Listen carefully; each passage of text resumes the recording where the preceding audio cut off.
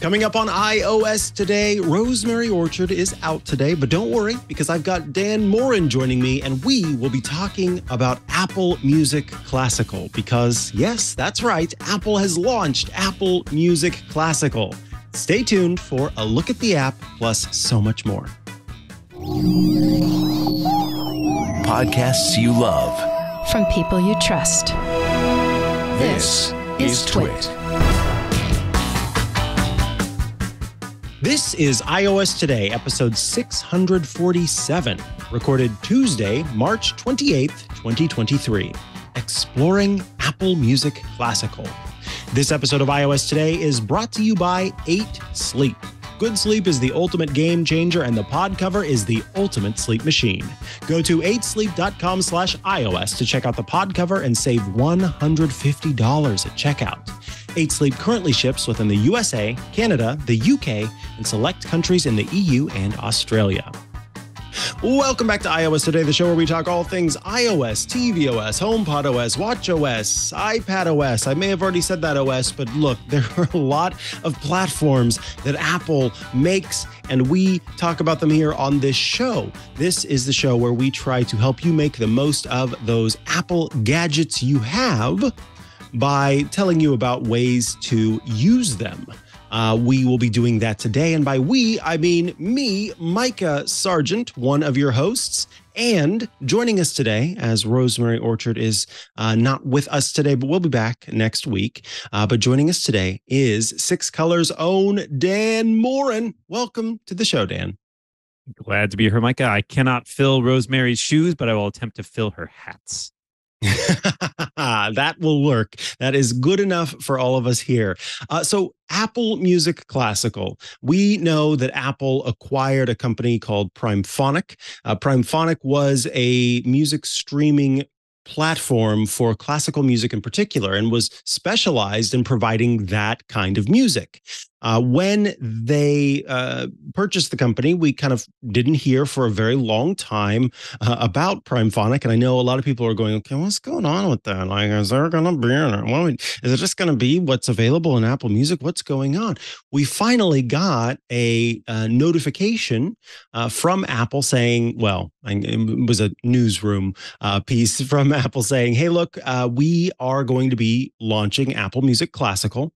And it is a sort of all-inclusive, separate application for specifically focusing on classical music.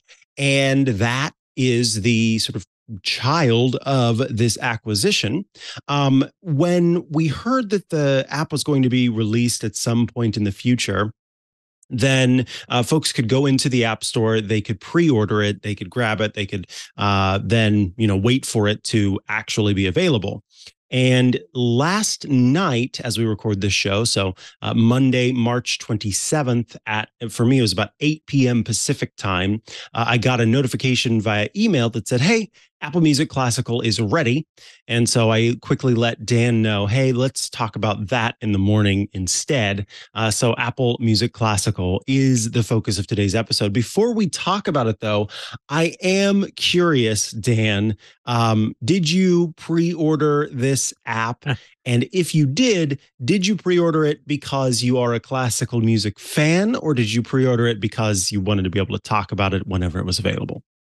Why can't it be both, Micah? I It can be. Pre-order in the sense that I went and clicked the little button since I'm already an Apple Music subscriber. And of course, this is freely available to all existing Apple Music subscribers. It was not an onerous task to click a button and say, give me this app when it's available. I am somebody who likes classical music. And of course, I did want to talk about it and write about it. For me, I grew up listening to a lot of classical music because my father is a big classical music fan. And so from my earliest ages, I think probably other kids had parents who listened to pop music or classic rock music or what have you. My dad listened to classical and jazz. So I heard a lot of classical music growing up, even if I'm not quite the aficionado that he is. So I know enough. I know enough to get around. I know my Schumanns from my Schuberts, my Strausses from my other Strausses. No, all that important stuff. Nice. So I will say yes. I did much the same. Went in and said, "Hey, whenever this is available, make it so." And Apple Music Classical followed suit. You brought up a good point. If you have an Apple Music subscription, either just an Apple Music subscription directly or through Apple plan where you may have access to other features as well, then Apple Music Classical, the standalone app, is available for you to download and use without any extra cost. So let's go ahead and start to take a look at the app, because this app is, as I mentioned, purpose built to be the app that a classical music fan would want. First and foremost is that Apple now touts the world's largest classical music catalog. According to the newsroom piece, Apple says there are more than 5 million tracks. So that does make it the world's largest classical music catalog, and has, of course, like well-known recordings, but also some you might not know about. And then, of course, they're always kind of sorting through what's available to feature different content that is on this classical music, or rather is in the classical music catalog. So I'm here on the main page, and there are 4 tabs at the bottom: Listen Now, Browse, Library, and Search. And we'll get to search because Apple is very proud of the search features that are there. But I want to start with the Listen Now category, as that is the first one. Here, you're going to get stuff that you may have listened to recently yourself. It's also going to feature some of the editorial content, like if there are playlists, so Baroque essentials, symphonic essentials, piano essentials, classical era essentials, chamber music, etc., etc. I will choose romanticism essentials, and you can see that we've got different playlists here, or rather songs in this playlist here, and they are separated. So here I can tap on the Symphony Number 9 in E minor. And I'm not even going to try to pronounce some of these names, because if I do, I know I'll butcher it. Dvorak. Dvorak, thank you. So Dvorak Symphony Number 9 in E minor. And this, by tapping on that specifically, then I get to see all of the recordings of this work, including the editor's choice for this recording, and then also other popular ones. And then you also get to see related work. So like, I think that's the biggest first sort of feature that stands out to me, is this is ripe for rabbit holes, in the sense that I can tap on one thing and just boop, boop, boop, boop, boop, boop, boop, boop, boop, drop down into all of these different categories. That was my Symphony Number 4. Yeah, okay, my Symphony Number 4, called Rabbit Hole in A flat major. Anyway, so we'll go back to this main screen, and then we've got some albums that. And that's one of the other things that Apple touts, is that they do have exclusive albums as part of this library, new releases. And then, of course, they love to talk about their spatial audio effects. So let me tap on one of these songs. And immediately when I look at this sort of metadata, I can see that it is recorded in Dolby Atmos, meaning, or rather, it's presented in Dolby Atmos, meaning that it will have that spatial audio feature. And then it's also lossless. And Apple is making it very clear that the lossless music here can be, I can't see, this is the other problem, is that there are 2 kind of announcements about Apple Music Classical. And the original one kind of talked about the specific data for how high quality the recordings can be. But let me just show, I'll tap on one of these songs. And I'm gonna be a nitpicker and say, please pieces. Do. Oh, thank you. Pieces. Yes, I am using the wrong word. I hear my father in the back of my head there thinking, like, don't call it a song. No, that's good, because if you didn't do it, somebody else would. I'd rather have you doing it. So I tap on one of the pieces, and down here I can see that this is lossless. Underneath the play out, and then down at the bottom, and this is where things get even more magical. Of course, in the middle, you have the option to play the piece over your different AirPlay speakers, Bluetooth speakers, etc. And on the right, you've got the playlist option, where you can see what songs will be playing next, what pieces will be playing next. But in the bottom left is one of my favorite icons. It is the I icon, which is for information.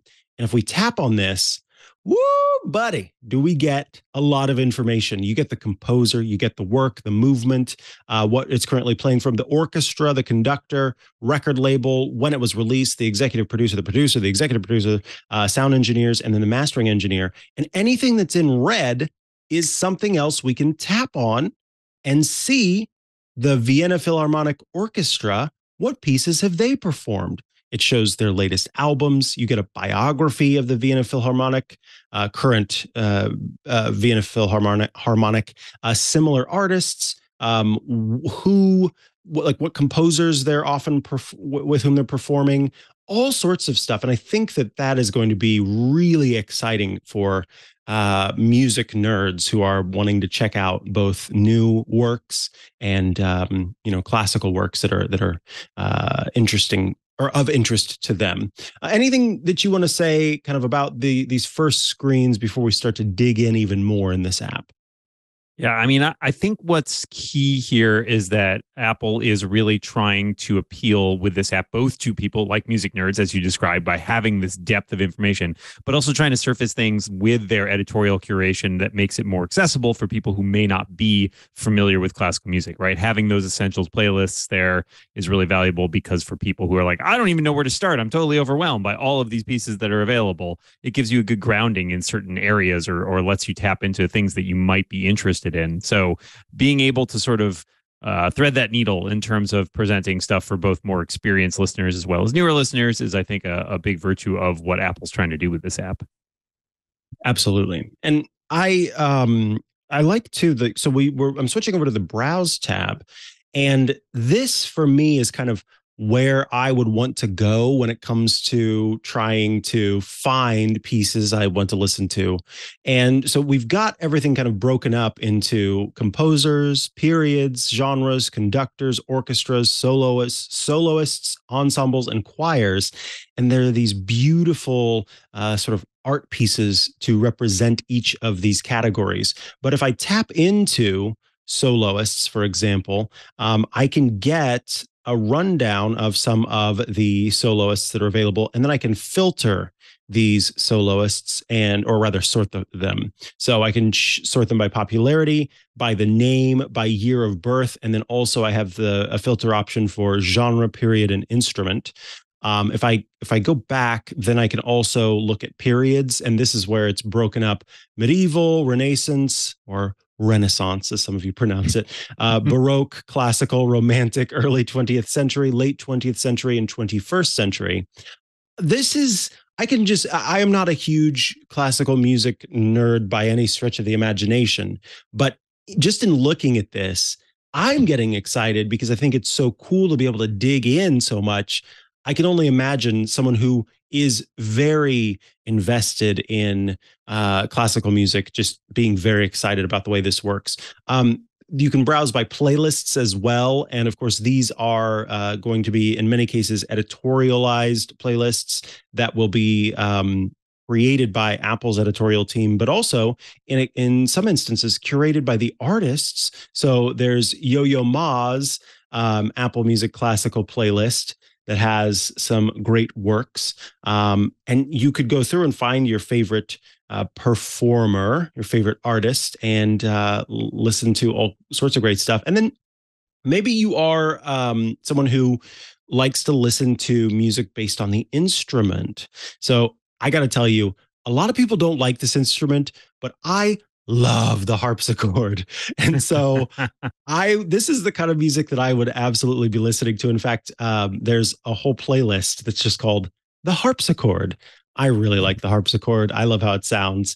So I'm actually looking forward to, after this, listening to some harpsichord pieces for sure. I mean, and look at how it's split up, not only in sort of your instruments that you're thinking of: harp, trumpet, French horn, trombone, oboe, but also that classic instrument that all of us have, the voice.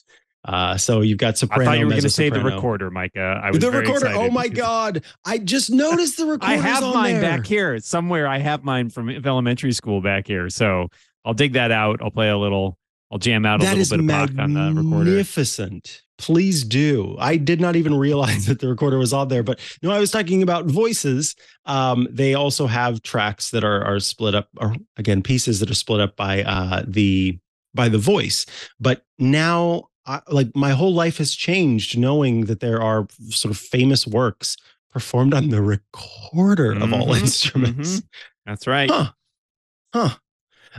Does this sort of area kind of stick out to you? I'm curious, thinking about, 'cause there's a reason that Apple has separated this from the Apple Music app, and it's the way that I think Apple, or rather classical music fans browse that music. So from what you know, from what your dad has talked about, does this make sense to you, this sort of method for browsing by catalog and by instrument?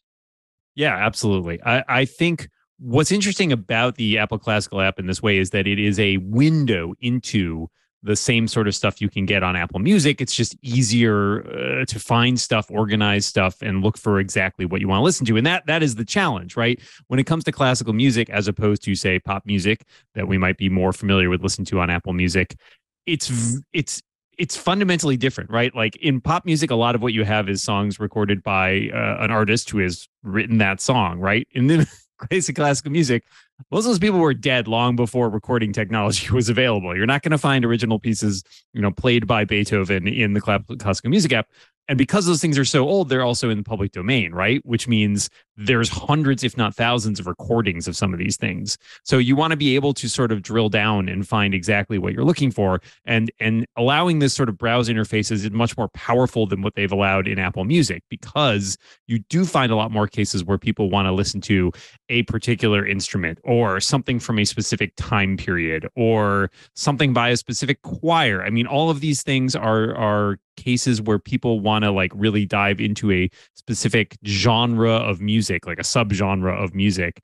And it wasn't really something that worked well with the way that Apple Music was set up as it was. So providing this separate interface that provides a window into the same catalog, perhaps, but allows you to sort of more granularly get at what you're looking for makes a lot of sense to me. Yeah, absolutely. I agree from even what I do know about it. So the next category, of course, is going to be the library. This is your Apple Music Classical library. So it's separated by albums, by playlists, by tracks, by artists, by recordings, by works, and by composers. So as you add music to your personal library, you will have these separations, and then tapping into them, of course, will give you even more information about each of these. And so you may come across any of these and be able to drill down and see what information is available about the track. So if I tap on this, the three dots next to this first piece, I can choose Show Album and learn more about the album as a whole, and also these pieces in particular. And then once again, scrolling down to the bottom, I get more information about the album as a whole, and any of the individual tracks I could then learn more about. So one interesting thing in the Please. library, I do want to point out, there's actually, they've done some different stuff here. It's a little bit different than the way the Apple Music library works. So if you look at for example, the recordings and works sections, a lot of these are based on sort of a favorites paradigm, where you might say, this is my favorite work. So for example, one of my favorite pieces is there's a suite by Claude Debussy called Suite Bergamasque. You may famously know the third movement of it, which is Clair de Lune. And so you could say Clair de Lune is like one of my favorite works. Like you would find it and there's a little star icon you can hit, and then that work would appear in your library, but it's not linked to a specific recording necessarily. You can look at that work, then pull that up in your library, your works list, and look at all the recordings in there of that particular track or piece. So I think that's also a really clever way of doing it, because it lets you quickly sort of almost get to like a different build your own like browse interface almost, because you can just Cool. identify the recordings or works or artists that you're interested in and then sort of jump to those quickly, as opposed to having to go down, drill down through that browse interface. Like, all right, I remember I wanted to look at that Vienna Philharmonic Orchestra, but now I have to find something that is played by them so I can then go look at all the pieces that they're playing. And I think this, lets you sort of quickly jump to things that you may be of interest, things that are maybe interesting to you. So I think it's really clever, and it also again goes back to this different paradigm of how we consume classical music versus how we consume sort of pop music. Yeah, that is okay. That's really cool. And you can see here, I've tapped into works and then it says add your favorite works. So you would then go into Apple Music Classical's catalog and be able to find that. The last section is the search section, and Apple, as I mentioned before, is very much kind of touting the search feature. It says classical works have multiple movements and tracks. We've kind of talked about that, and there are hundreds of recordings with different orchestras, conductors, soloists, also all sorts of composers, and even special catalog classifications. So Apple Music Classical has search that will give you exactly what you're looking for by sort of expanding on search criteria, where you would normally kind of look at when you're typing in the name of a song, you would find that song by the song title, or by if you're looking for a song from Beyonce, you type in Beyonce and be able to find that. But Apple Music Classical search library uses a combination of keywords, including composer. It can find opus number. It can find the conductor, the artist, the instrument. And as they point out, it can even use a work's nickname. So we may know a work by a nickname that has sort of gone through history. And so finding it by that nickname, the library is aware of that as well. And what I like is that when you find the work that you're looking for, in many cases, it's going to find, or in every case, it's going to find the different recordings of that work. But in many cases, it will also present an editor's choice for what is, the editor's belief as a really great performance of that specific work. So I like that.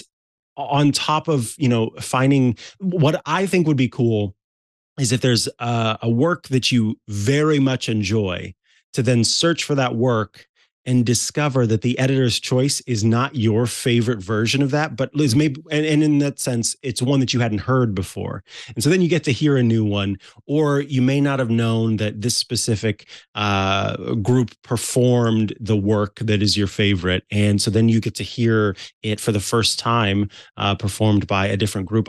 All of that is that sort of discovery and that newness, the potential for newness, I think, is what makes classical music so different from the music that we have. Because I remember talking with Jason Howell on Tech News Weekly about how we typically would call what they are doing in modern terms.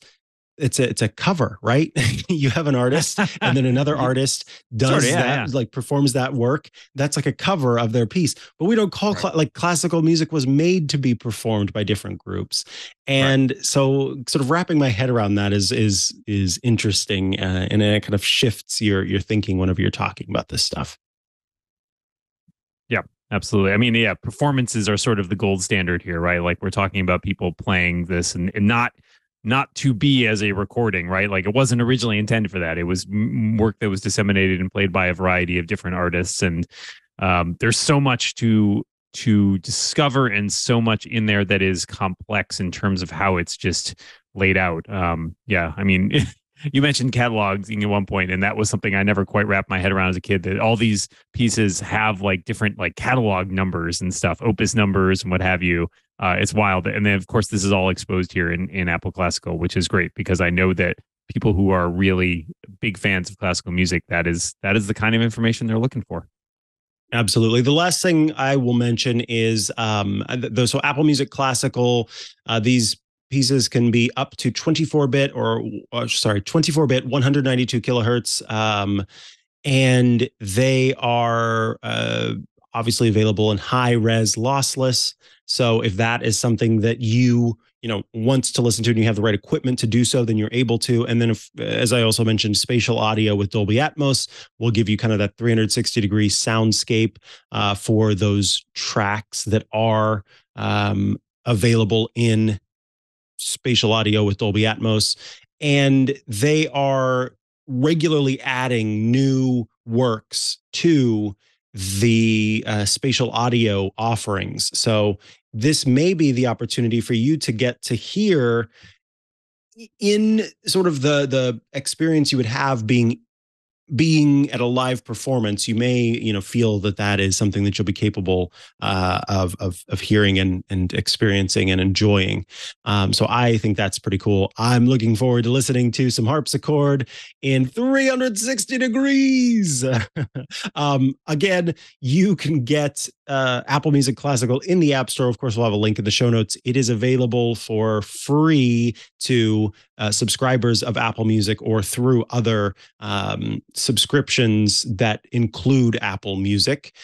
You may start to see some ads pop up. I saw just this morning on Instagram, there was an ad for Apple Music Classical. So they are already kind of touting it and making sure that people know about it. Any other things you want to see or mention rather about Apple Music Classical?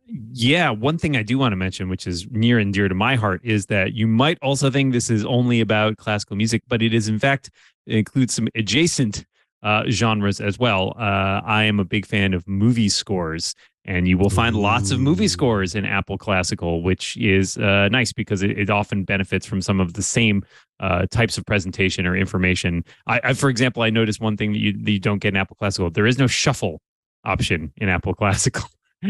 Which is good for those who like to listen to, an album or a piece, right? Like, a symphony has many movements oftentimes, right? You don't want those out of order. They're in a specific order for a specific reason. That is how you experience it. So a shuffle is more often detrimental. Not same thing with a movie score for me. I like to listen from start to finish, right? I don't want to have that shuffled up for me. So I appreciate that a lot. Also, you'll find, I think, some Broadway musical stuff in here as well. I know Hamilton was in there, but also I think I saw some older Broadway musical Rodgers and Hammerstein stuff as well. So if you think, oh, this is just classical music, I'm not interested in that, there's a little bit more in there as well. So poke around and you might find some stuff you're interested in. Yeah, I'm going to have to look up to see if Into the Woods is in here. I bet it is. Yep, there it is. Oh. Anyway, let us take a quick break before we come back with more, because we have a lot to talk about. Yes, Apple has made a few other announcements and releases between yesterday and today. So it's a pretty busy episode, and we'll move right along after we take a quick break for me to tell you about 8 Sleep. Yes, 8 Sleep is bringing you this episode of iOS Today and is bringing you this energized version of Mikah Sargent. Good sleep. I've said it before, I'll say it again because they want me to, but also because it's true. It's the ultimate game changer, and the pod cover is the ultimate sleep machine. Consistent good sleep can help reduce the likelihood of serious health issues. It can decrease the risk of heart disease, lower blood pressure, and even reduce the risk of Alzheimer's. If you struggle to fall asleep, if you wake up in the middle of the night, if you argue with your partner over the thermostat, well, I've got a solution for you. It's the 8 Sleep pod cover, because it works hard all night long to improve your sleep so you don't have to worry about it. You don't have to struggle. You don't have to fight with your partner, well, about the thermostat specifically. All of that can be addressed with the 8 Sleep. In fact, Dan Moren and I, we co-host a podcast called Clockwise. And last week, at the end of the show, there was a question about what gadget in your life do you feel has kind of been life-changing for you, has actually made a difference. It is the 8 Sleep pod cover. And yes, they are a sponsor. Yes, they sent me the pod cover. But if I had purchased this myself, if I had, I don't know, if a archangel came down and gifted it to me as a celebration. No matter how I got it, I would still be celebrating this thing because it has made all the difference in my sleep. I am a very, very warm sleeper, an uncomfortable sleeper because of how warm I would sleep. I'd wake up in the middle of the night, I'd be sweaty. It just wouldn't be a good experience. And I am kind of obsessed with sleep. I think sleep is awesome and I want to get as much of it as possible. So I love the 8 Sleep Pod cover because of everything that it does. It fits on any mattress. It allows you to adjust the temperature of your sleeping environment and provides the optimal temperature that gets you the best night's sleep. The cover features dual zone temperature control, so you and your partner can set your sides of the bed to as cool as 55 degrees Fahrenheit or as hot as 110 degrees Fahrenheit. Then, based on your biometrics, the environment, and sleep stages, the pod cover makes temperature adjustments throughout the night that limit wake-ups and increase your percentage of deep sleep. In addition to its best-in-class temperature regulation, the pod cover has sensors that also track your health, track your sleep metrics, and you don't have to wear any devices to do that because the pod cover is doing that for you. Better sleep is the health habit you're going to love sticking to night after night. Wake up fully energized with the pod cover so you can tackle whatever life throws at you. Go to 8sleep.com/iOS. And in doing so, you'll save $150 at checkout on the pod cover. 8 Sleep currently ships within the USA, Canada, the UK, select countries in the EU, and Australia. That's 8sleep.com/iOS. Thank you so much, 8 Sleep, for sponsoring this week's episode of iOS Today. All right. As of this morning, Apple has released iOS 16.4, watchOS 9.4, macOS Ventura 13.3, and we're going to talk about those in a moment. But Apple also made an announcement early this morning that it has introduced Apple Pay Later. Apple Pay Later is a new service, I guess. It's sort of a new offering that's part of Apple Pay. And it is, I think folks will be familiar with this. There are lots of different companies that are giving you the ability to split up a purchase into 4 payments or sometimes 6. It depends on what company you're using, but multiple payments and then pay those out over that period of time. Apple is doing 4 payments, 0 interest, no fees.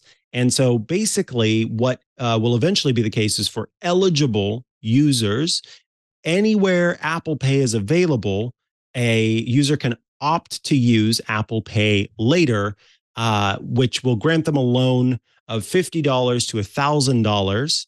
And then that, again, will be split up across 4 payments. So what this, again, also with no fees and no interest. So what this allows a person to do is make perhaps a larger payment that they want to then kind of break up into small things. So the example that they provide in the newsroom piece is a pair of tennis shoes that are $125.08 total. And then every 2 weeks, the person pays $31.27. So on, the purchase date, they pay $31.27. Then in 2 weeks, they pay the next. 4 weeks, they pay the next. 6 weeks, they pay the next, and then they've completely paid it off. So what Apple has said is that this it's rolling out kind of slowly. Quote, starting today, Apple will begin inviting select users to access a pre-release version of Apple Pay Later, with plans to offer it to all eligible users in the coming months. So let's talk about this, Dan, because I see people go back and forth and have some interesting thoughts on Pay Later services. And I'm curious to hear your take on it and sort of using Apple specifically, its tie-in with Apple Pay and the push that Apple has regarding financial health, because they really talk about it. I mean, the first sentence, or no, but rather the second sentence in this newsroom piece starts with, quote, designed with users' financial health in mind, unquote. Yeah. I'm always a little skeptical of these types of systems. I understand their utility, but I always feel a little bit as though It can also encourage people to try and spend beyond their means. But I also understand there are times when you may want or need a thing that you can't afford upfront. So a couple things I would mention, just looking at some of the fine print. One thing that is interesting about this is you would need an eligible debit card on your device with Apple Pay. You can only make Apple Pay Later down payments using a debit card. Obviously, that sort of removes a layer, right? You don't have both credit and a loan happening at the same time. And then it's also worth considering that these things are, each time you pay with a pay later system, it is considered a separate loan. And Apple says in its press release that starting later this year, I believe they will report these loans to U.S. credit bureaus. So if this is a case where you set up a pay later thing and you can't afford to pay it back, or you end up missing payments, that may end up dinging your credit score at some point. So it is something that does require some good, credit, financial health, as you say. And of course, they're going to decide who is eligible or not, and that may or may not, play into that as well. But all of that aside, I mean, I think from an Apple point of view, there's two major reasons to implement this. One is potentially to encourage more people to use Apple Pay, because as opposed to using a competing service, right, which might offer the same sort of pay later functionality, now Apple gets your business for doing that. And two, it is, something that potentially encourages people to spend money and buy more expensive things, which is an economic engine as well, for good or for ill. So I certainly always think it's worth considering who benefits from this and why these kinds of decisions are made and why these programs are put in place. And so while I don't think this is necessarily a bad program or feature in and of itself, it's always one of those things that is worth bearing in mind. Well, let me think exactly about what the implications of this might be. Yeah, I'll be honest, I have used Amazon has offered it was like a payment thing that also was no interest, no fees. I've used that to buy some furniture in the past. And it was very handy. And, with them, it was once a month. So it wasn't even every 2 weeks. And so for a big purchase like furniture, that was helpful for me at the time to be able to, get the furniture that I wanted. But I think that, when it comes to giving folks the opportunity to spend outside of their means, that is where it can be concerning. I will give Apple credit for the way that they do, I think, a better job of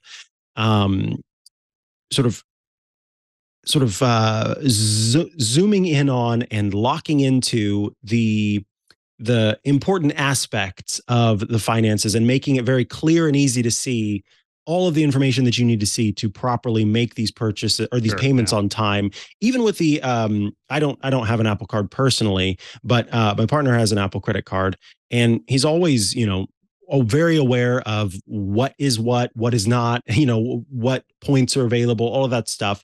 They've done a really good job of just making that information front and center. There's no kind of question about how it goes. Right. And I think that's good. Yeah, I think there's also one benefit of using this from Apple as opposed to potentially a competing service. And I'm not going to call any out because I don't have the details on them. But oftentimes I've seen these before where you see this as a service in and of itself, right? Like that's what this company does, right? Is it does sort of like a pay later thing. And I always find myself very curious, like, how are they making money off this, right? Like if there's no interest and there's no fees. So I get very suspicious, right? Like it's the classic, like, if you're not paying for something, you're the product. And so with Apple, at least, I will say I have no concerns about this company's financial solvency. Apple's going to be fine if I don't pay my $30 back in 2 weeks. And so I'm a little less concerned about like, how do they make money off it? Because it's part of a bigger push for them, right? It is to them, as I said, it's an investment to use Apple Pay more or use their services more. And that drives more business for all of their stuff. The more you're in that ecosystem, it's not necessarily about making money off this particular feature. Right. Apple says that the pay later service is offered by Apple Financing LLC, which is a subsidiary of Apple Inc. They are the group that are doing the credit assessment and the lending. And then, of course, Apple Financing LLC will start reporting to the credit bureaus in the fall, as you mentioned earlier. And then MasterCard and Goldman Sachs are kind of responsible for the card generation that takes place. So the way that these typically work is whenever you make a purchase, then it kind of creates a temporary car. It's so virtual they aren't card making this sort front of, and center. Yeah, a virtual card essentially. And so MasterCard and Goldman Sachs are kind of working together to do that part of it. As Apple puts it, quote, Goldman Sachs is the issuer of the MasterCard payment credential used to complete Apple Pay later purchases. So between those two companies, they're the ones that are responsible for that. Apple Financing LLC is the one that's doing the lending and the credit assessment. So it's just interesting to see all of the pieces that have come together to make this possible. And now it makes me wonder about those other services that are out there, what they do with, excuse me, the different pieces. Because if Apple is using MasterCard and Goldman Sachs for one part of it, as opposed to just using, their own system, what is available to folks, what is not. It's all very interesting. Of course, listeners out there, if any of you end up getting one of these invites to become one of the users to access the pre-release version, let us know. We'd love to hear more about that. Love to hear about your experience with it. And of course, I'll be keeping my eyes out for it as well. Just so that I can talk about it and show off how it works and make sure that it's, as easy to understand and everything as Apple has kind of put forth. So yeah, I'll be keeping our eyes out for that. Moving right along, we now have the release of Apple's latest operating systems, and that starts with iOS 16.4 and iPadOS 16.4. As you might imagine, there are quite a few sort of bug fixes, performance improvements, and as always, you can read more about that on Apple's site. But I think what people get really excited about are the new features that are available. And one of the big features is the introduction of the new emoji that are part of the Unicode standard that's 15.0. This was announced in July of 2022. And so now, if you do this update, you can use lavender, you can use the wooden flute, the sort of shaken emoji face, some new hearts, some hands, a moose, a jellyfish that looks gorgeous, I might add, ginger, lots of fun stuff that has been added. And I think, as we've said in the past, this often drives people to install these updates. But in doing so, the most important thing takes place, which is that you get these security updates along with the fun addition of emoji. Any of these emojis stand out for you, Dan? Any think are going to become your reg? It's good. I'm currently drinking a ginger seltzer, so clearly that ginger emoji would be perfect for me right now. Also, isn't there a goose now? I believe I can so, talk about the yes. horrible goose of Untitled Goose Game. I think those are a couple of the good ones for me. Those a goose and a moose. Oh, that shaking face too is gonna figure out what that's for. I don't know, but I'm gonna get there. I don't know what it's for yet, but I feel like I will eventually end up using it for sure. I think it's really cool. Let's see what else has come to iPadOS and iOS 16.4. There are a few changes to the Apple Music app. So there are animations within the app that have kind of been toned down in some ways. Not a huge something that you're going to kind of pick up on quite right away is the word I'm trying to say. But then there's also easier access to the Apple Music profile. So you may or may not know that you can create a profile in Apple Music, or maybe you did and have forgotten about it. But it is the way for you to be able to share music with your friends and look at your friends' music as well, kind of show folks what you like to listen to. I've got some playlists in my Apple Music library that I share, but actually getting to that, you could only access the Apple Music profile from the Listen Now and Browse tabs.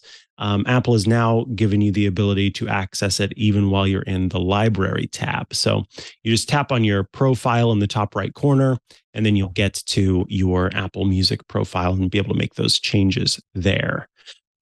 Outside of that, again, I want to encourage everybody to please, please, please install iOS 16.4, along with those 21 new emoji, being able to get notifications for web apps that are added to your home screen, some voice isolation features for cellular calls.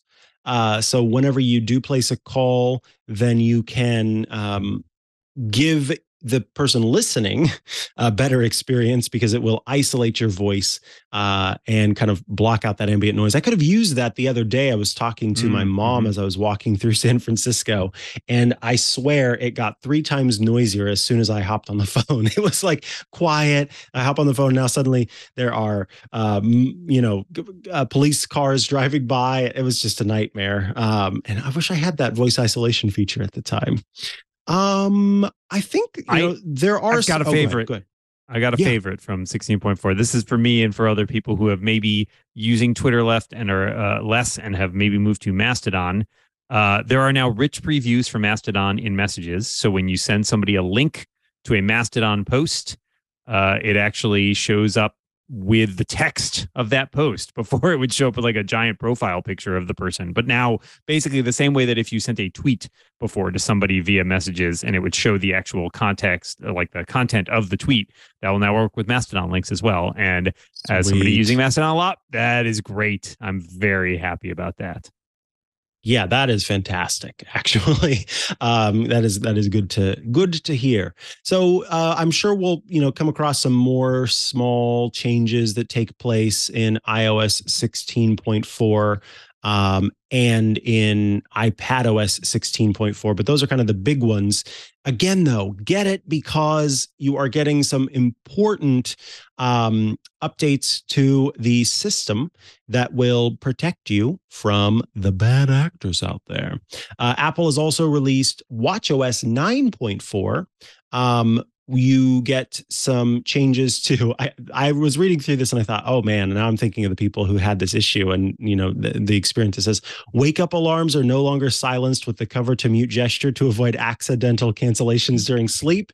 So this is I just imagine someone's asleep, they hear their alarm go off on their watch, and they sort of put their hand, just by the nature of sort of moving around or whatever, they put their hand over their watch, or while they're asleep throughout the night, somehow their arm that has the watch on it gets underneath the arm that doesn't have the watch on it, and then the face is covered up. And so then the wake up alarm doesn't even get turned on because you have that cover to mute gesture enabled. So there were probably a few instances of people accidentally turning off their alarms, being late to work, and then reporting on that being the case. Cycle tracking has been added to cycle tracking, specifically the ovulation estimates and the cycle deviation alerts. Those are now available in Moldova and Ukraine. And then also AFib history has come to a few more countries: Colombia, Malaysia, Moldova, Thailand, and Ukraine. So yes, the regulatory hurdles have been jumped over. So you can now get that there as well. And then macOS Ventura has also gotten some updates, including, of course, support for those new emoji. If you're using the freeform whiteboard application that Apple introduced, then the remove background option will work properly.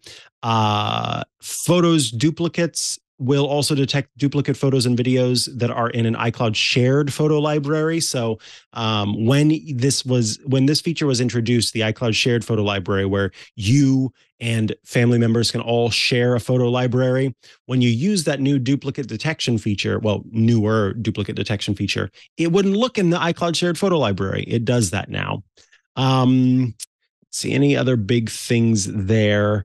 No, a lot of the rest of it are small changes or the addition of these features to other countries. Although I do want to point out that on macOS and on tvOS, there's an accessibility feature that has been added. It's called, I'm not sure what the specific feature is called, but what it does is it automatically dims video when there are strobe effects or flashes of light that are detected. So if you do have that sensitivity, then you can enable this feature and it will kind of dim the screen during those strobe light flashes. And, I can't speak to the efficacy when it comes to someone who might be strobe sensitive, but if it's just a matter of sort of discomfort, then this might be a feature that you want to enable in the accessibility settings. So yeah, get those updates in place for iOS, iPadOS, watchOS, macOS. We'll be keeping an eye on things to see if any features that we didn't mention have cropped up. But any other things that you want to mention about these new updates, Dan, or did we hit the big ones? One that I noticed about watchOS 9.4, which I thought was kind of interesting, is that it sort of follows in the footsteps of iOS and now lets you remove some of the built-in apps if you want to delete them. So you can remove the activity app, the heart rate app, the maps app, a few others as well. So if that's something that you didn't wanted to do before, you can do directly from the watch. That seems to be one of the key things, right? Like you don't have to go to your phone and go to the watch app and then delete stuff from there. So that's really nice. And then I felt like there was something else on the Mac. I don't know if you mentioned this. If I missed it, it sort of zipped by. The both iOS and macOS get a bunch of new shortcut options as well. Okay, that is big. So the ability to control things like Stage Manager or the announce notification setting or night shift and True Tone, always on display on iOS devices. So there's a bunch of new stuff there, as well as some updates to existing actions, which is pretty cool, because for anybody who uses shortcuts, it's great that they add those regularly now. Is like, oh, let's bring in new features here, or let you address existing features. So thumbs up to that. Yeah, I'm sure Rosemary is going to be looking forward to talking about some of those new features upon her return. All right. Up next, we've got feedback and questions. Feedback and questions up next. This first bit of feedback comes from David. David writes in, says, I could use a little advice from you. We are remodeling our kitchen. The main lights will be on Lutron Cassetta dimmers, and the under cabinets will be nanoleaf light strips. I picked up the light strips from the Apple Store last week after recycling a very old Mac and some hard drives. The very next day, Nanoleaf announced the Matter-compatible version of the light strip. Should I consider taking my purchase back and waiting for the Matter version? My thinking is the new version, though identical and same price, will have updated circuitry and chips. Though new lights wouldn't ship until April, the remodel won't start until later in the summer. Funny story, I have the HomeKit lights paired and out just for testing, and they kept turning on and changing color. I thought the lights were freaking out, but I had set up a motion detection automation with my doorbell. What I didn't realize is that the doorbell always detects motion, and there's no special setting within the Home app to adjust sensitivity. We also got an AirTag for our dog, Bingley. I know they aren't meant for pets, and the notification settings will need to be tweaked. It's just a little something extra, as he tends to come off his tether every now and then. Hopefully, we can be alerted when he is outside of a radius of the home. Unfortunately, there are no family sharing options with AirTags as of yet. And David has included a photo of the dog, Bingley. Hello, Bingley. So Bingley, I guess, will soon be wearing an AirTag. And yeah, I've heard some folks who've made use of AirTags as a way to track their pet. As David mentioned, the big thing there is that it doesn't offer family sharing for AirTags, so multiple people can't track the same AirTag. I wouldn't be surprised if we end up seeing that feature later, where you can kind of invite people to join your AirTag, and multiple people can then look for that item. I'd like it for the AirTag that I have in my Apple TV remote, because I'm not the only person who's looking for the remote. But to go back to David's original question, and I'll be curious, Dan, if you feel the same way, I 100% think that you should return these and get the Matter versions in April. As much fun as it is to have them now so you can kind of play around with them, the fact that the remodel isn't starting until later in the summer, and that you can wait to get them, I think you should get the most recent version instead of getting a version that is now going to be out of date. The most recent version means that you are essentially extending the amount of support time that the product has. You're extending any warranties that are included. You're extending any opportunity for future updates. To settle for something just to have it now, even before the remodel has taken place, as opposed to having the latest, greatest. Yeah, I think you should send them back. Do you feel the same way? Yeah. Yeah, I agree. I mean, especially if it's, from the Apple Store, which tends to be really, really easy when it comes to returns. I feel like for all the reasons you mentioned, I did a remodel on our kitchen when we moved into our house a couple of years ago. And I would have loved it to have some of those smart stuff that we installed be Matter compatible, but now it's a big pain because I got to remove them and then get the new ones installed and all of that. So if you can save yourself the headache of doing it all ahead of time, doing it now, not having to worry about it in like a year from now when you're like, I really wish I got the Matter version. You're just, saving yourself some money and some time and some frustration down the road. Absolutely. Moving right along to Daniel. There was one more thing I wanted to say for David. David, you mentioned that you didn't realize that the doorbell always detects motion and there's no special setting within the Home app to adjust sensitivity. This is a common bit of advice that I give to folks. As much as I wish that we could do everything possible within the Home app itself, that all of the settings, all of the features were exposed within the Home app itself, sometimes that's just not the case. And so it can be worth getting the app that is made by the manufacturer of the accessory that you have installed and digging through those settings, because you may find that in the settings for the camera in its own app, there is a feature that says after 10 seconds of motion, then stop detecting motion for, 10 minutes or something. There are all sorts of little tiny adjustments that you can often make. And then in the Home app, it's not going to need to worry about all of that. It'll just have the information that, it's detected motion.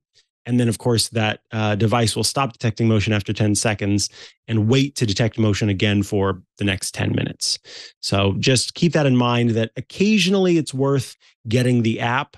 Although, like it sounds you like to do, I also like to set up and install the accessories using Apple's app first before I do anything else. And if I can, I limit it to the Home app, but occasionally you just have to use those third-party apps, particularly if you want to get firmware updates, because some devices don't do firmware updates unless you trigger them via that first party in terms of the accessory. It's their app. So yeah, all of those reasons or rather both of those reasons are why you should consider getting that app as well. Next is feedback from Daniel. Daniel writes in, since I updated my iPhone 12 mini to iOS 16, I've been having a lot of problems with the iOS email app. The most annoying is that sent mail are not actually being sent after pressing the sent button, and they just vanish. They don't appear in the sent folder, the outbound folder, the draft folder, and the receiver never gets the email. There is no error message, and the emails just vanish. The second problem I'm having is that the emails frequently show up out of order when opening the app. For example, when I open the app, an email from 2 weeks ago will show up at the top of the list, and then I will see a couple of emails from today, then older emails, and then the rest of today's emails. If I force close the iOS email app and reopen it, the messages are back in the correct order. The final problem is that frequently emails are missing from my inbox. The only way I know I'm missing emails is when I log into the Comcast app on the phone or check my email on my PC, where I see additional emails. All of these problems started with iOS 16. I've been using an iPhone since the iPhone 3G, and I've never had these problems. I've tried deleting the email account on the phone and starting again, but the problems persisted. I've updated all of the iOS 16 point updates, and I'm still having issues. Any ideas? Dan, do you use the first-party mail app for your phone? I do, and I've seen some weird behavior, not as extreme as what is being described here, but I've definitely seen some weird behavior on occasion. Okay.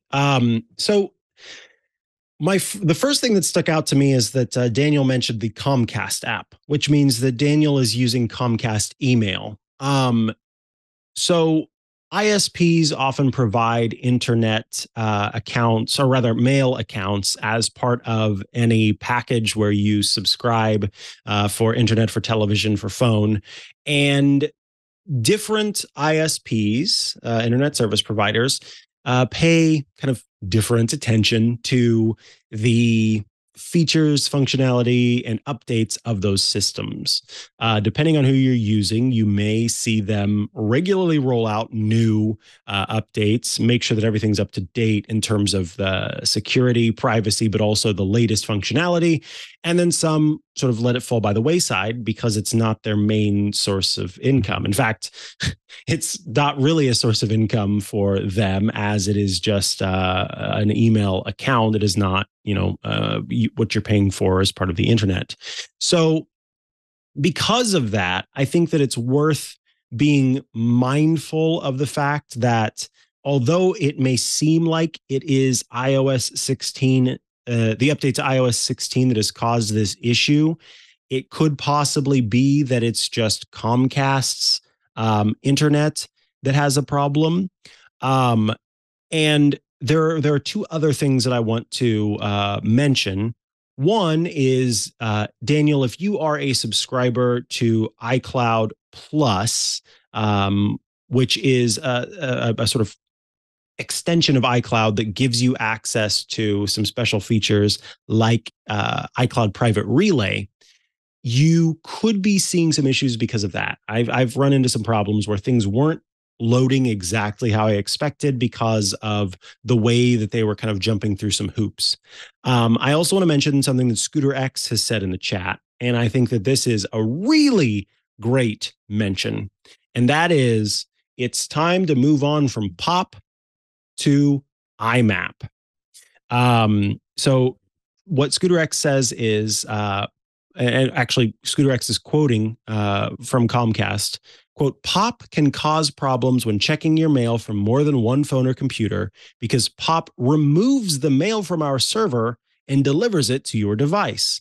IMAP makes it easier to sync your email on multiple devices because your folders and mail remain on our server until you move or delete them with your device. So to be clear, we used to use POP as the system for mail, and what would happen is you would be taking what was on the server. It's like there was a platter, and on the platter, all of the people who were sending you mail, they put their little hors d'oeuvres on that platter, right?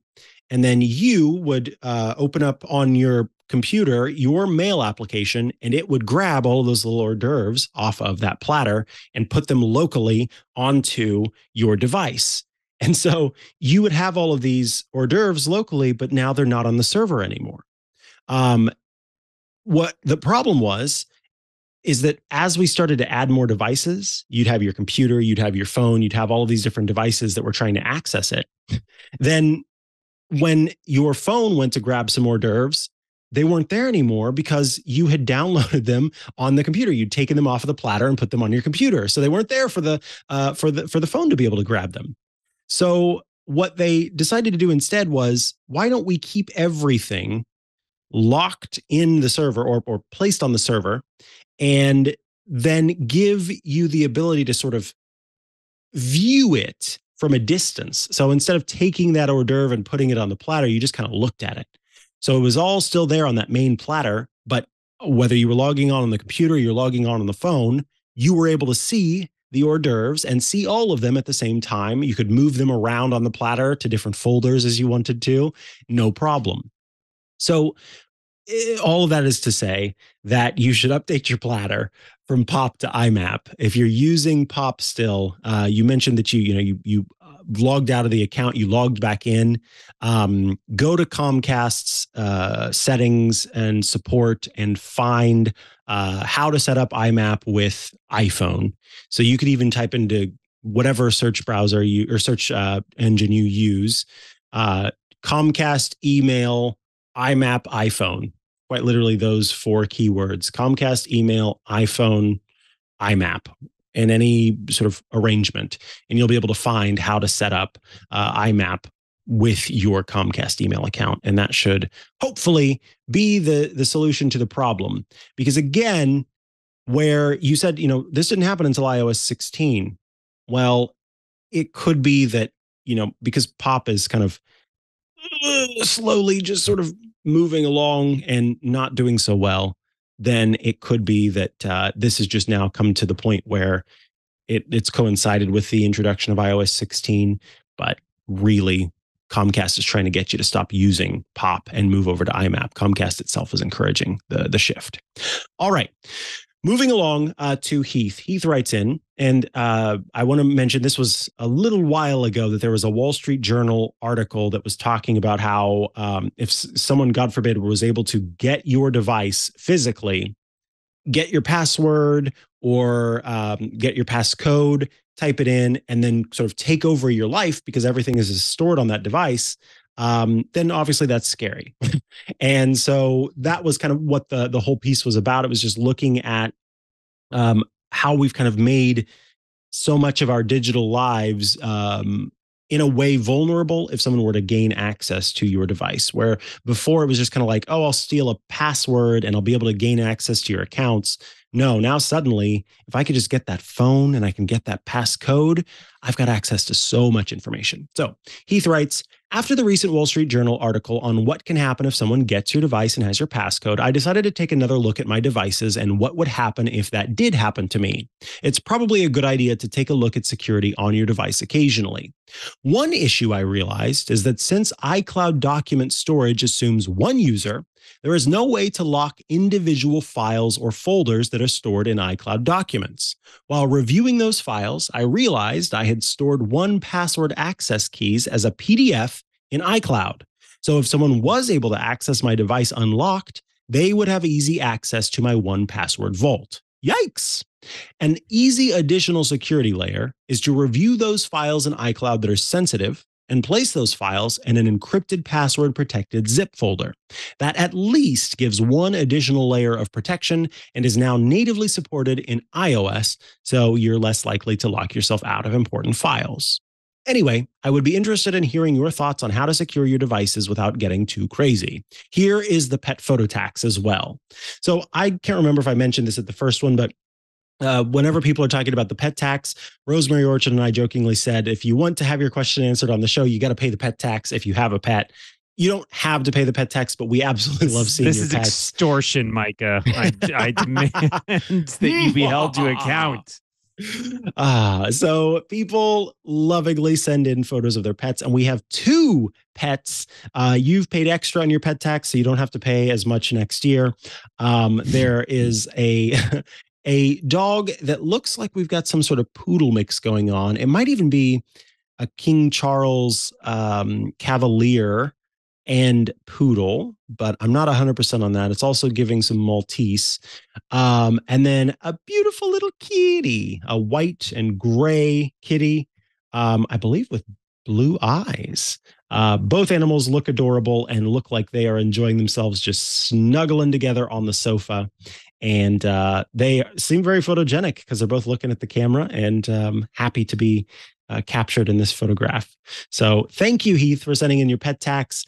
I'm curious, Dan, I'd love to hear just your overall opinion on that piece, your concerns that you may or may not have about security, and if you do anything to protect yourself to a further extent, like Heath suggested with these password protected zip folders. Yeah, I think the journal piece hit upon some stuff that's kind of interesting in terms of trends that may be happening in certain cases. I mean, the fact that once somebody has your device and your passcode, they have access to all your stuff, that shouldn't be a bombshell, right? I mean, that's like saying somebody has access to my house and my house keys now has all my stuff. Right. It's like, yeah, that's how that works. But it is tricky because we keep so much information on our phone. And I think that's what Heath's point gets to here is like there's a lot of stuff stored on your phone that then may sort of snowball into more stuff, right? If somebody can get in there, they can potentially get into your bank account or into all your passwords or stuff like that. So yeah, I think that there are probably some good ideas. I mean, I think the idea of like creating like a encrypted password protected folder is not bad. If you can set that up, or using a one password and just making sure that you hold on to those recovery keys and security keys so that they're not easily accessible with the same information. Being able to spread that around a little bit is a positive. But I would say that the first step is, if this is something you're concerned about, start by making a more complex passcode for your device. Because if you're using a 4-digit, hopefully not, or even a 6-digit passcode, it is very easy for somebody to potentially sort of just scope what that is when you're entering it. And that is a little trickier. If you switch to something more like a long alphanumeric passcode and then rely on biometrics as much as possible, then it's a lot harder for somebody to essentially figure out what your password is just by looking over your shoulder. So that would be like my first easy step for securing all of your stuff. And then if you're still worried about it, I think going to a further step of using a third-party app or an encrypted folder or something like that isn't a bad idea. But at the end of the day, yeah, once they get sort of your passcode and your phone, that's the ball game. So try to avoid that as much as we can. So you're saying I didn't need to hire this big security guard who's standing right outside of the camera frame that I pay way too much money to keep my device safe? I could have just done some sort of digital things. You're a job creator, Micah. I think that's important. You're bolstering this economy by hiring people. So good for you. Good for you. Thank you, Bruce. Thank you for keeping my device safe. Hold on, I should look up more so it's even more intimidating. Thank you, Bruce. I appreciate you. All right, folks, let us move along to our final segment of the show. It's time for App Caps. App Caps are the part of the show where we share our favorite apps or gadget. These are the apps or gadgets we're using now or may have been using for some time that we think are awesome, that we want to share with all of you. And in doing so, we place caps or other headwear atop our heads to honor those app or gadget picks of the week. That's why it's called the App Cap, because you place a cap or something atop your head, but then it also caps off the end of the show. So without further ado, Dan Moren, tell us a little bit about the cap atop your head, and then tell us about your app or gadget pick of the week. I have had this hat for a super long time. My aunt gave this to me. My late aunt gave this to me years ago. I loved collecting hats as a kid. And so she knew this and she would find interesting hats for me. So this is, I honestly have no idea what the provenance of this particular sombrero is, but it's great. I really love it. And like I said, I've so had it good. I know. I think this is pretty. I mean, honestly, I would not be surprised if this came from like a trip that she took to Mexico or something, because it is like it's legit. It's legit. So I mean, it's like 30 odd years old, probably. So. Oh wow! Yeah, that's I think as old as me. Yeah. Well, now I'm just really depressed. Thanks. I can say I have hats older than you, Micah. Oh, that is weird. That is weird. I don't know if I like that. Also, the headphones do not work well with this, so I will say that. Well, let's move on to something more interesting. I got an app for you, and maybe an app some people know about, but if not, you're missing out. That app is Libby. Libby is an app that lets you borrow ebooks from your local library. This is awesome. I am a big library supporter, so as people who know me might know, both of my parents are retired professional librarians, so I grew up spending a lot of time in libraries, and I have ever liked getting books out of the library. And of course, in the past few years during the height of the pandemic, it was a little trickier sometimes to go in the library and get a book, but lots of libraries have extensive ebook collections, and this makes it super easy to like go through, search for a book that's coming out, just put it in your queue. And then when it's ready, like, when there's an available copy, it gets sent to you and you can download it to your e-reader. I've read books on my Kindle, which is pretty good, but also even better, my Kobo reader has built-in support for this, and I can just very easily get books on there, which is awesome. You can also read on your iOS device or your iPad, whatever you want. And it's all free. That's the best part, right? You're already all you gotta do is get a library card from your local library. In some cases, you can get more than one. I have one for both because the city of Boston, where I live, has a different system from my local library. So I have cards for both of those, which means I can check both catalogs. And Libby's even so good that it'll tell me hey, this book you're looking at, this is the shorter line between the two libraries you have. So it's awesome. I can't recommend it highly enough. If you are a library fan, go get yourself a copy of Libby. That's awesome. I should know that this existed. I did not know this you should know. You should know. It's so good. I now know. So good. Yeah, I downloaded it on my iPad. I'll be getting it on my iPhone. That is fantastic. Yeah, that's great. Libby, go get it. It's available for free in the App Store. Mine is decidedly more expensive. First, the cap atop my head is one of two caps that I got many years ago. This hat is as old as Dan, and it's not. It is a sort of blue, gray, green striped hat with a gigantic puff on the top, and it's very warm, so it doesn't really work in California. But I will never let go of any of my hats because they're all fun and great, and I very much adore it. But what I want to talk about today, so I remember a long, long time ago, I believe back in college, I purchased a 10 USB port. It was mostly being used as a USB kind of dock, or it's not even dock. I can't even think of what they used to. Oh, hub. That's the word, hub. And so I could plug in a whole bunch of devices, but 5 of those 10 ports were also a place where you could charge things that plugged in via USB. All USB-A, of course, because this was a while back. And since then, I've seen a few devices come out that have, 3 USB-A, 1 USB-C. Sometimes, like this charger from Nomad has 2 USB-Cs. You'll occasionally get 1 USB-C, 1 USB-A, all that kind of stuff.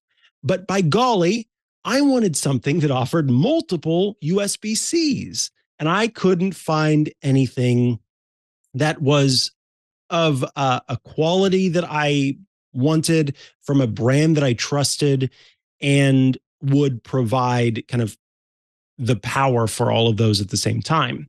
So Satachi, and yes, that is how it's pronounced, finally answered my call to arms and created the 200-watt USB-C 6-port charger. 6-port. There are 6 USB-C ports on this, and it is a GaN charger, gallium nitride charger. So it can do some great PD charging, meaning it's got the special power delivery output. So I will open this up because inside, along with the charger, of course, there's also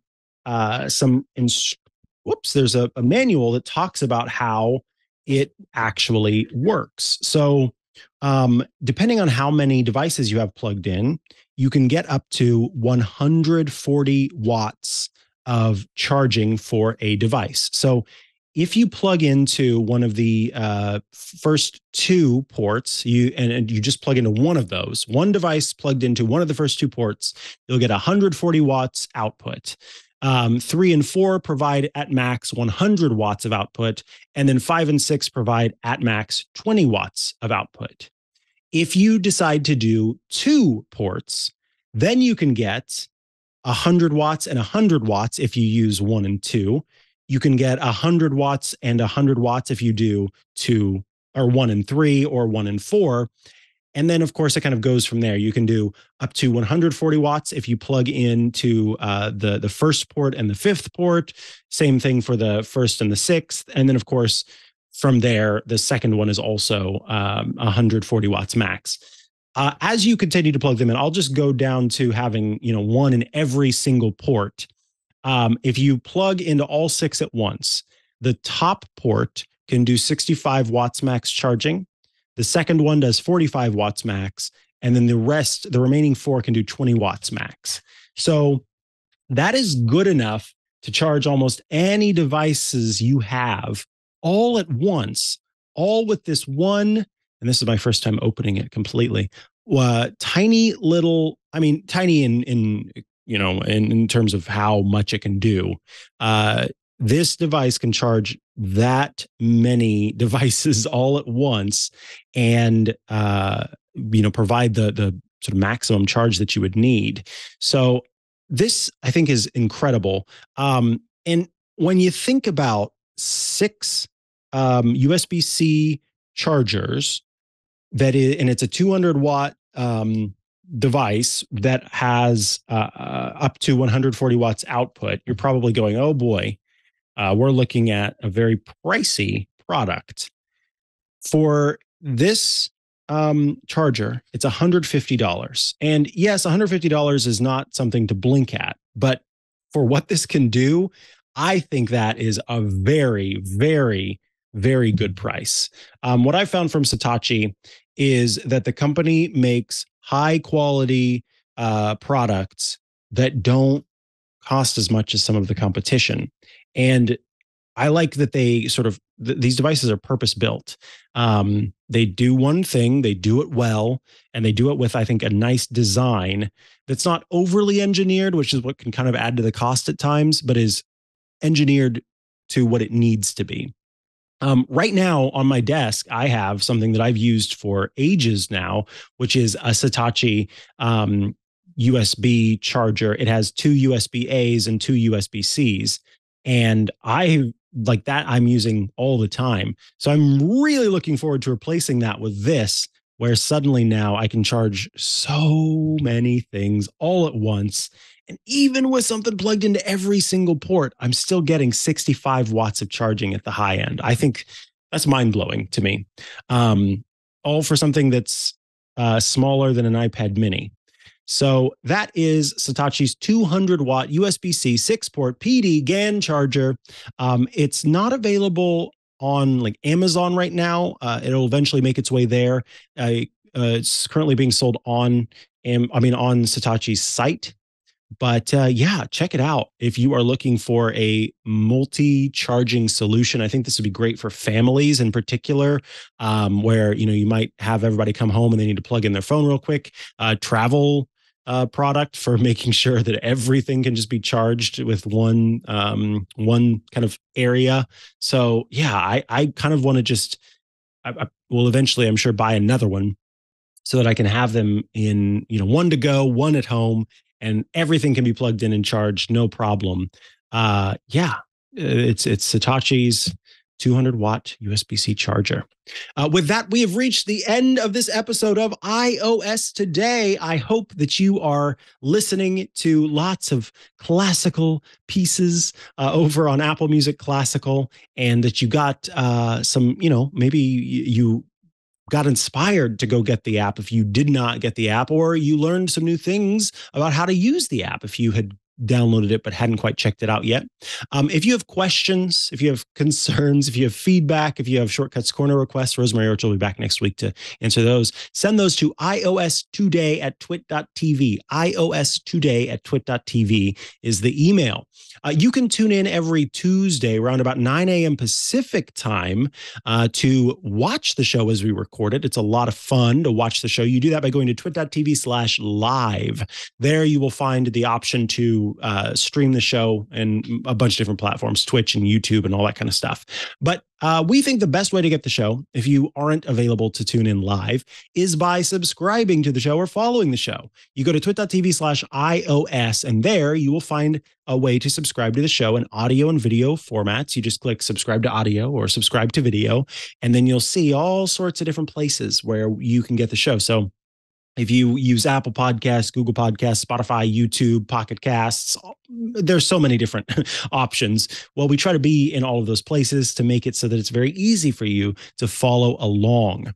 I want to mention Club Twit. If you would like to support the network and support the work that we're doing here and also get some awesome stuff, you should join Club Twit at twit.tv/Club Twit. Starting at $7 a month or $84 a year, you out there can join the club at twit.tv/Club Twit. When you do, you will get access to every single Twit show with no ads because you, in effect, are sponsoring the show. You'll also get access to the Twit Plus bonus feed that has extra content you won't find anywhere else, and access to the members-only Discord server. That is a fun place to go to chat with your fellow Club Twit members and also those of us here at Twit. In fact, even though Rosemary was feeling under the weather today, I saw her this morning in the Club Twit Discord kindly answering people's questions. I think they weren't aware that she was feeling under the weather, so they, were prepared to ask her some questions for when she got back or something. But yeah, she was there to answer a few listener questions. So I just think it's great that you can chat with us, chat with each other, hang out, have fun, see animated images, all that stuff is happening. Join the club. You may have heard that I said starting at $7 a month. That's because as we've added more value to the club, we've had folks say, hey, $7 is great to start off, but I really feel like I should be paying you more. And we said, oh, really? Okay, that's cool. You can do that. So we gave you the ability to kind of add on if you want. Starts at $7. You can go up from there. And when I talk about adding value, we continue to add some great shows to the club. There's the Untitled Linux Show. That is a show all about Linux. There is the Hands-on Windows program from Paul Thurrott. That is a short format show all about Windows tips and tricks. So Paul Thurrott walks you through all of that stuff. There's Hands-on Mac, which is my show, all about, it's not just about the Mac, it's about Apple's devices in general. Again, a short format show, meaning, won't take up much of your time. You get some tips and tricks. And you get access to the newly launched Home Theater Geeks with Scott Wilkinson. The ever clever Scott Wilkinson has joined the club as well. All right, go to twit.tv/Club Twit to check that out. And now it's time, Dan, for you to tell us if folks want to follow you online and check out the great work you're doing, where should they go to do so? You can find everything I do over at my website, dmoren.com. I'm also pretty active on Mastodon these days at zeppelin.flights/@dmoren. Those are probably the best. Oh, of course, I write over at sixcolors.com, all stuff Apple tech related. And I do many a podcast on technology, including The Rebound, which you can find at reboundcast.com. And weekly, Mikah and I host Clockwise on the Relay FM network. So you can tune in there as well if you haven't got enough of me and Mikah talking about apps. Yes, indeed. And I can be found at Mikah Sargent on many a social media network, or you can head to chihuahua.coffee. That's CHIHUAHUA.coffee, where I've got links to many of the places I'm most active online. Rosemary Orchard will be back next week, and I'm losing my voice right here at the end. But thank you so much for tuning in, everyone, and we will catch you next week for another episode of iOS Today. Thank you, Dan, and thank you, everybody. Goodbye. Bye. I'm Jason Howell. How do you thank your hardworking team? Well, with a Club Twit corporate subscription, of course. You can show your appreciation and reward your tech team with a subscription to Club Twit, and that way they'll be informed and entertained with podcasts covering the latest in technology. With a Club Twit subscription, they're going to get access to all of our podcasts ad-free, members-only Discord, exclusive outtakes, behind-the-scenes and special content, and exclusive shows like Hands on Mac, Hands on Windows, and the Untitled Linux Show. Go to twit.tv/Club Twit and look for corporate plans for complete details.